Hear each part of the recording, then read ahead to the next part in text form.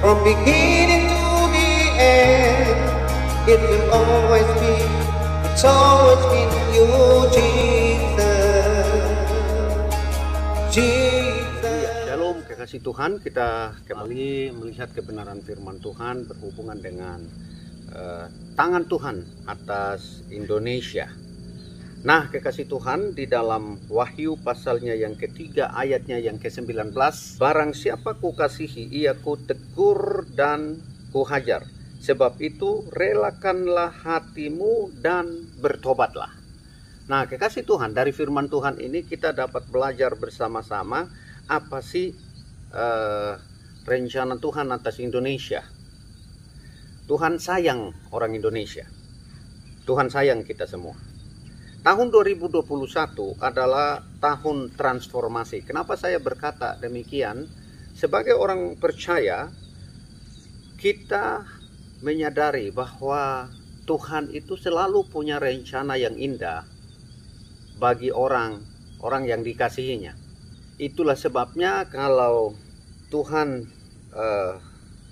merencanakan sesuatu yang indah atas Indonesia, maka percaya atau tidak, tahun 2021 sebagai orang beriman, kita harus semakin mengerti seperti ada bencana yang terjadi, baik itu pesawat jatuh, kemudian bencana alam yang sedang terjadi di Mamuju, Sulawesi, lalu juga terjadi bencana alam yang lainnya, yaitu terjadinya longsor di Jawa Barat, dan bertubi-tubi kejadian alam yang seperti ini sering menimpa Indonesia. Nah, berarti seperti firman Tuhan yang sudah kita dengar sama-sama pada hari ini, orang yang dikasihi Tuhan akan ditegur dan dihajar. Kenapa? Karena disayangi oleh Tuhan. Nah, karena itu kekasih Tuhan, dalam rencana inilah maka Tuhan kembali membuat hal-hal yang sepertinya hukuman, tapi sebenarnya ada rencana Tuhan di balik itu semua. Tuhan ingin supaya terjadi pertobatan atas Indonesia. Jadi poin yang pertama yang saya ingin sampaikan kepada kita pada hari ini bahwa Tuhan sayang Indonesia. Poin yang kedua, Tuhan tidak pernah lupa janjinya. Janji apa itu?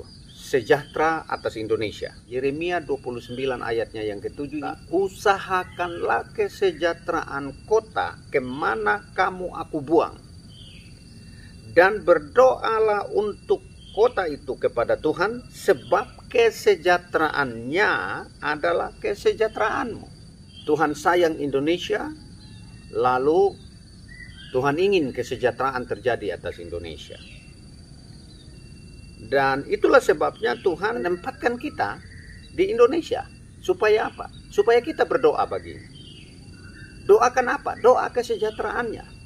Doa pertumbuhan ekonominya. Doa kedamaiannya. Doa ketenangannya. Karena itu kekasih Tuhan, mari setiap hari kita ambil waktu untuk berdoa bagi bangsa dan negara kita, Indonesia yang kita cintai bersama.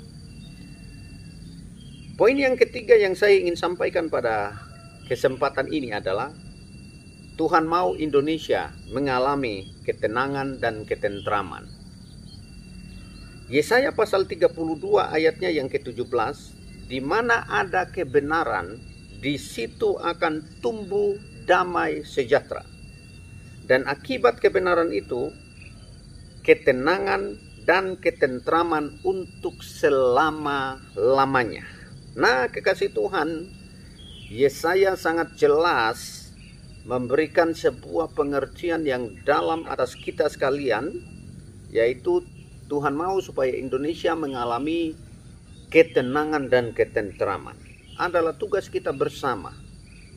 Maka Anda dan saya adalah bagian dari transformasi ketenangan dan ketentraman ini. Karena itulah kekasih Tuhan, mari kita semua belajar berkarya nyata melalui perbuatan kita, perilaku kita yang tentu tidak merugikan orang lain, justru memberikan dukungan kepada orang lain supaya mengalami ketenangan dan ketentraman. Kita bersyukur bahwa Presiden kita, Bapak Jokowi, sangat konsen tentang hal ini supaya Indonesia maju, Indonesia sejahtera, Indonesia yang NKRI benar-benar terjadi pada masa-masa ini. Karena itu, kekasih Tuhan, melalui kesempatan pada channel hari ini, saya rindu supaya kita semua ambil bagian dalam menciptakan ketentraman dan ketenangan atas Indonesia. Dengan cara, mari kita tetap berdoa, mari kita lakukan hal-hal yang membawa pertumbuhan bagi negara kita Indonesia yang kita cintai. Tuhan Yesus memberkati kita.